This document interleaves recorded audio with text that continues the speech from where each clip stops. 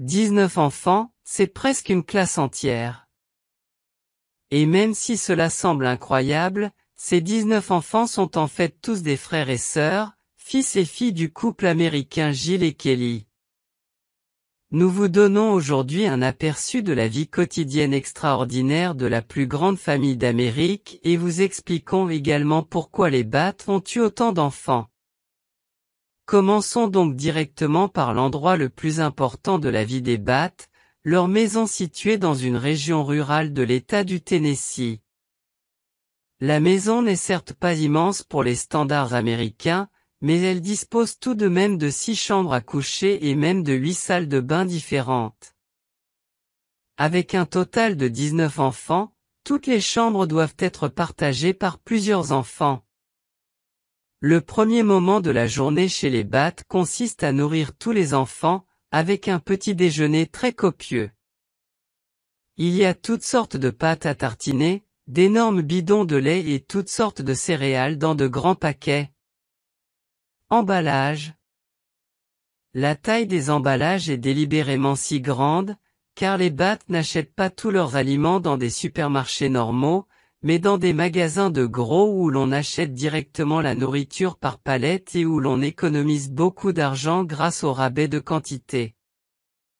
La mère Kelly cherche aussi régulièrement des offres pour des aliments sains et achète ainsi parfois 25 kilos de fraises que les enfants mangent ensemble au petit déjeuner. Une fois que tous les enfants ont été bien nourris, le prochain point de la journée est sur la liste. Tous vont maintenant à l'école, du moins c'est ce qui se passe dans la plupart des pays. C'est le cas dans tous les pays du monde. Comme beaucoup de gens dans le sud des États-Unis, les Batt n'aiment pas trop les écoles publiques et ont décidé d'enseigner eux-mêmes à tous leurs enfants, et ce pour tous les âges. Cela signifie que la mère Kelly n'est pas seulement enseignante en maternelle, mais aussi. Elle enseigne également à l'école primaire et même au niveau secondaire. Aucun enfant Batt n'est donc jamais vraiment allé à l'école.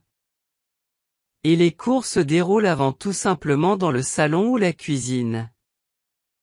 Kelly Batt n'est toutefois pas obligée de tout enseigner seule, car en réalité, les enfants s'enseignent également entre eux. Chez les Batt, il est prévu que chaque enfant de plus de 14 ans passe la moitié de son temps à étudier et l'autre moitié à enseigner à un enfant plus jeune. Ainsi, en plus de l'anglais et des mathématiques, il y a aussi des matières comme la Bible, l'histoire ou les sciences de l'apologie, une matière qui traite des origines de la Terre et des créateurs. De l'humanité d'un point de vue biblique au lieu du Big Bang ou du fait que les hommes descendent des singes. Les enfants apprennent ici que Dieu a créé les hommes et l'univers en seulement 7 jours.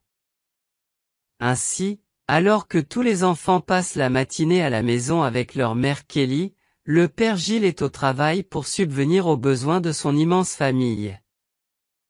Jill Batt travaille comme pasteur dans le lieu de résidence de la famille et y donne non seulement régulièrement des cultes, mais organise également d'autres projets de l'église baptiste. Il y a quelques années, Jill a même construit sa propre église avec l'aide de tous ses fils aînés, dans laquelle il prêche régulièrement depuis. Outre les revenus qu'il tire de son activité de prêtre, Jill et sa femme Kelly gagnent la plupart de leur argent grâce à des contrats de télévision très lucratifs. En effet, la famille Batt est déjà connue de beaucoup en Amérique, car une chaîne de télévision la suit depuis plus de 10 ans. Les 200 épisodes tournés ont permis aux Batt d'engranger près de 5 millions de dollars. Mais si vous pensez que la famille peut désormais s'offrir toutes sortes de luxe, vous vous trompez. Les dépenses des Batt, qui ont 19 enfants et même quelques petits-enfants, sont exorbitantes.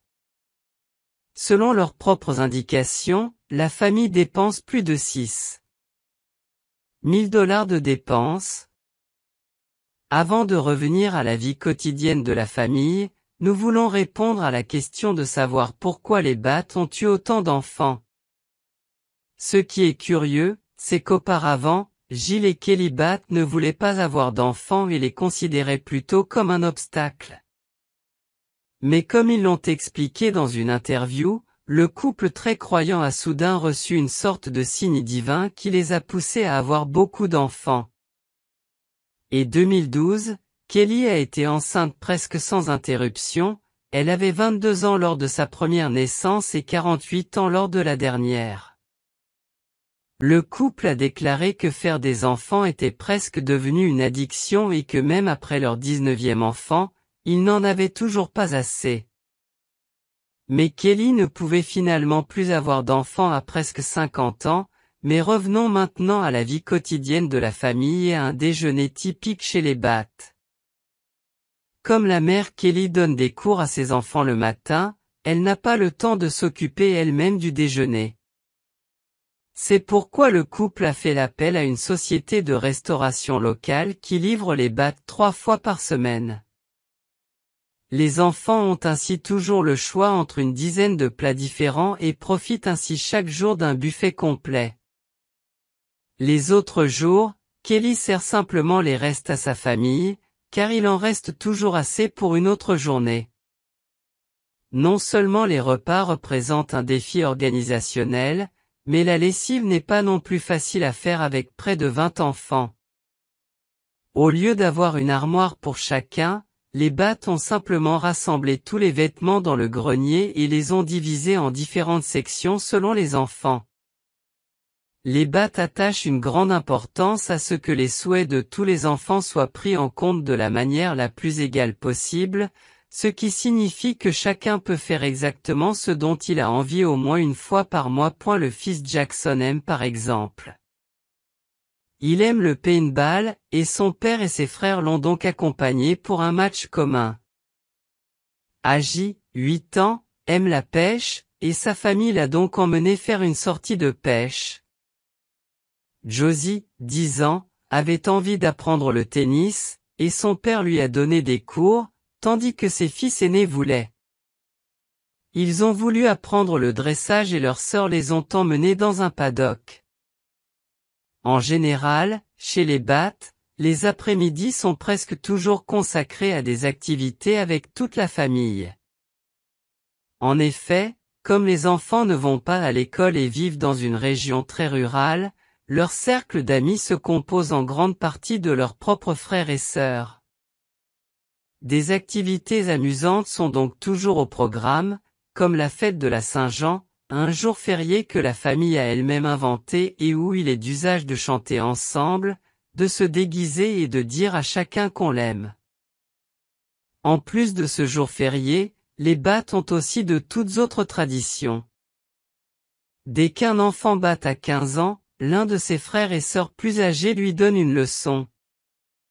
Ainsi, aucun membre de la famille Batt n'a jamais dû aller à l'auto-école et la famille a pu économiser beaucoup d'argent. Une autre tradition chez les Batt est que chaque enfant doit apprendre à jouer de son propre instrument. Et avec 19 enfants, les Batt sont devenus tout un orchestre avec des frères et sœurs qui jouent du piano, du violon, de la flûte et de la guitare. Ils savent jouer de la guitare? Les soirées des Batt sont plutôt calmes, au lieu que les enfants adolescents sortent faire la fête, ils se retrouvent tous ensemble le soir, chantent des chansons ou regardent des films, et c'est déjà la fin d'une journée dans la vie d'une famille de 19 enfants. Maintenant, nous aimerions connaître votre opinion à ce sujet.